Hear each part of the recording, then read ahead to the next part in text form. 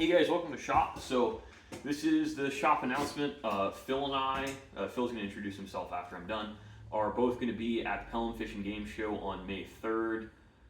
We're going to be doing some live checkering on really just a piece of firewood, but I grabbed some of the guns we're bringing. I think there might be one or two more. We're still figuring it out. I wanted to show a decent cross-section of the work that happens here, and Phil. Yep, my name's Phil. Maine resident for most of my life. Moved down here and met him because you were like my first. I think you were my first customer where I billed over like $150. Yeah, came to him trying to find a gunsmith that wasn't forever away from my house. Moved down here and all my guns, especially really really old sentimental ones from my God knows how many generations back, had gotten some moisture damage.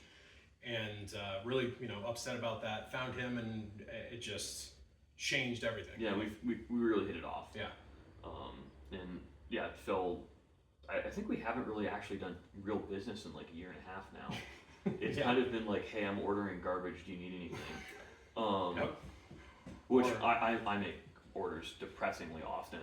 Running a business like this, part of it's my own disorganization, but you can't just, there's no one-stop shop. I'm always ordering stuff from different places. But, I mean, Phil's bringing one or two of your guns that I've worked on. Yep. One gun he gave me, and I think, why don't we start up top with your gun? Sure. We'll do a little brief description on it. Honestly, it's that's my favorite gun. He built the whole thing. I mean, put it all together. The only thing I did was mount the scope, and 7x57. It's such a smooth shooting, beautiful gun. He helped me measure. He thinks I need another half-inch pad. I'd like to pull, but I mean, I grew up shooting whatever. Yeah, I mean, that's a 13 3/4, and I really think you're better off with 13 1/2 or 13 5/8. Yeah. But at least when you're wearing a hunting coat. Yeah.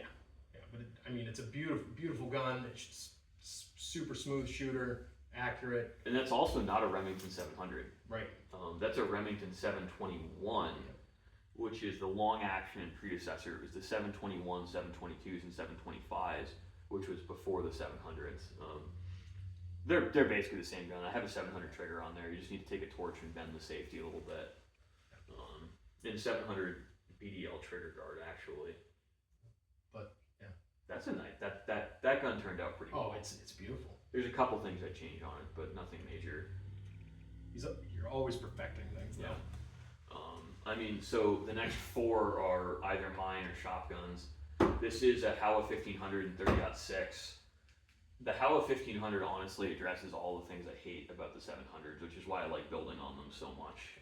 The only thing I don't like about working on them is having to do metric change gears in my lathe. But that's kind of a trivial thing, and the more I do it, the less it bothers me. But I mean, it's a great reliable action. Yeah, this is a really nice gun. It's heavier. This gun's really astoundingly light when you pick it up. Yeah. This weighs about what you'd expect. We've actually got a 722 Phil gave me, just because I don't want. I wanted to do a cross section here, and this is really actually Phil's idea. And Phil wanted to not pigeonhole me too much on one thing, because we do a lot of stuff, and no matter how many guns I bring, we're not going to be able to cover everything. So I would say this is representative of about 75% of the business right here, or 70. Yeah. Because even among, and I'm just addressing rifles, I don't just work on bolt actions. I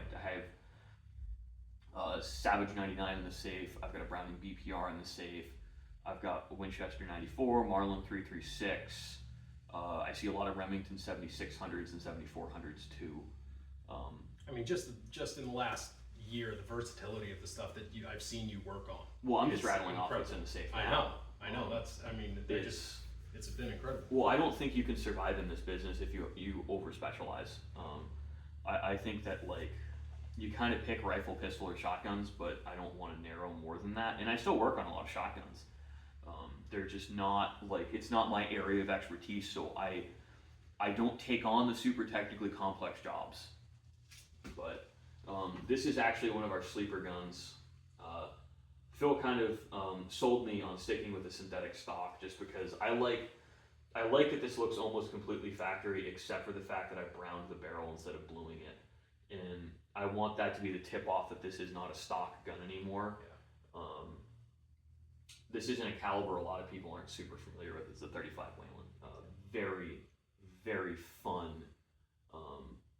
Really just like anything killer. Yeah. And I wanted to have one controlled feed gun, so I do have a Mauser 98. Everything else here is push feed versus controlled feed. I like push feed better if you're doing weird caliber conversions because it's easier to get them to run. Yeah. But I mean, a lot of these have been influenced by Phil ideas over the years. I do a lot of the work. I mean, and Phil's obviously very helpful in this, and he's kind of good background for, I guess, viewing to a layman. Is that how you put it? Absolutely. I mean, yeah.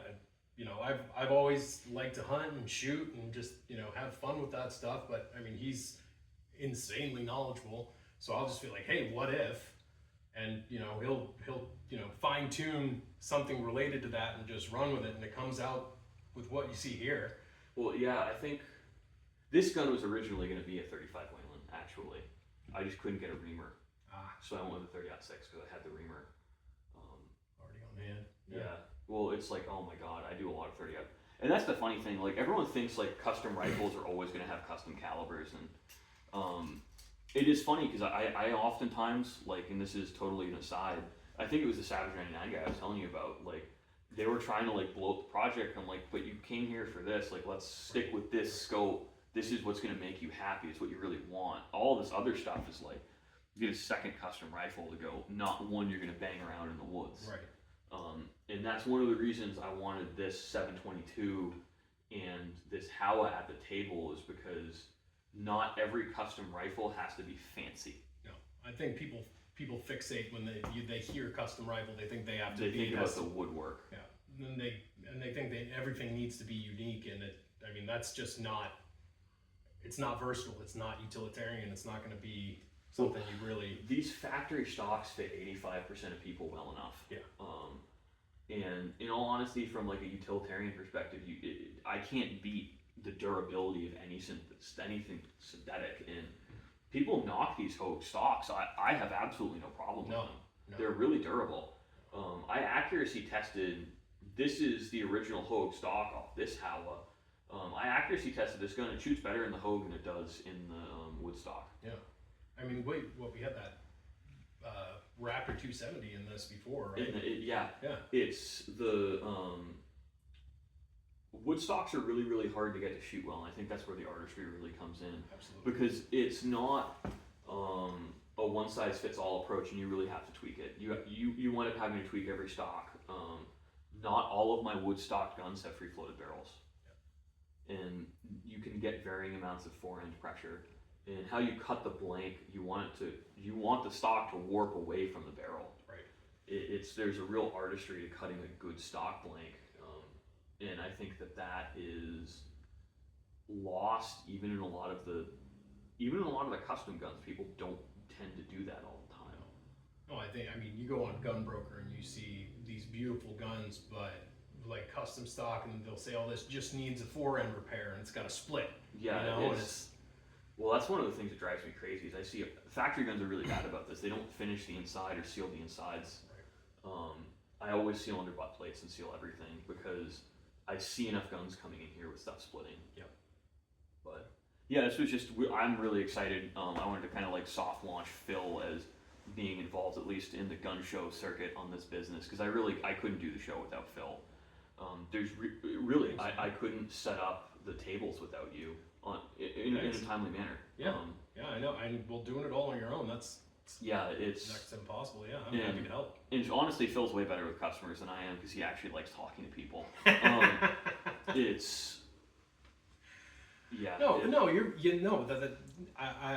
to badmouth you. You're very business minded, and since you do all this work solo, time is money. Yep. And people that want to be chatty, like I can divert that. I can talk to him. He's got business to do. He does an amazing job. I think he's seen almost. No puffery, Phil. What? It's not fluffery. It's not puffery. Puffery. Oh, well, puffery. Puffery. Puffery. That's different. PUFF. Yeah. Oh, puffery. Like a puff piece. Exactly. Got it. No, it's dumb. It's not BS. I don't blow sunshine where it doesn't belong. Every gun I brought to him, it turned out beautiful. Well, it's also like, I am competent. Yeah. But I think it's like Phil hasn't been exposed to the whole next world. And I mean, you really are an order of magnitude more expensive than what happens here. I think at the price point I compete in, I'm very good, but Absolutely. in the grand scheme of things, like the super high-end stuff that comes through the shop, I have a network of specialists I work with. Yeah. I'm not going to represent myself to say I'm competent enough to check around a $20,000 gun. That really, there's no reason for me to do it. The customers at that point are not price sensitive. It's all about how good can you do it. Right. And you know, I'm good at the entry level checkering stuff, or kind of like mid range. Yeah. Some of the Stevie Wonder bullshit I've seen through here is horrifying. It's well, what drives me crazy is when they point half the pattern, they don't point this half, and there's slips and overruns all over the place. Like mistakes happen when you hand checker. It's just like finish the damn pattern. Right. Well, I think that's the other thing is your attention to detail. You're meticulous. I mean, like before we did the video, he's like, oh, I could have done this better. I could have done that better. I think that's a big thing, and why I kept coming back to him is there's a fixation on perfection. I mean, I don't get paid for okay. Right. You don't make money on okay. You make money on very good. Yeah, and you don't get repeat customers on just Yeah. Yeah. Because customers want to know you give a crap about their guns. Right. And I mean, I tend to. I don't think I care about their guns as much as they do. No. But I mean, they're not my guns. It's if you have an emotional investment, you burn out, and it's not healthy for you. No, exactly. You have to just do the job. Yeah. But you have a respect for the fact that that's something they care about. I mean, that's why I kept coming back. Yeah. Well, because it's not the dollar value of the guns that drives their value to the customer. It's their emotional attachment to the guns. Right. Like I've had guys come in with like $12,000 Merkles that they just throw on the bench and don't even bring it in a case. Yeah. But I've had guys come in and it's like the $250 single shot, whatever, and it's in a case and they're oiling it and it's 30 years old and it looks brand new. Yeah.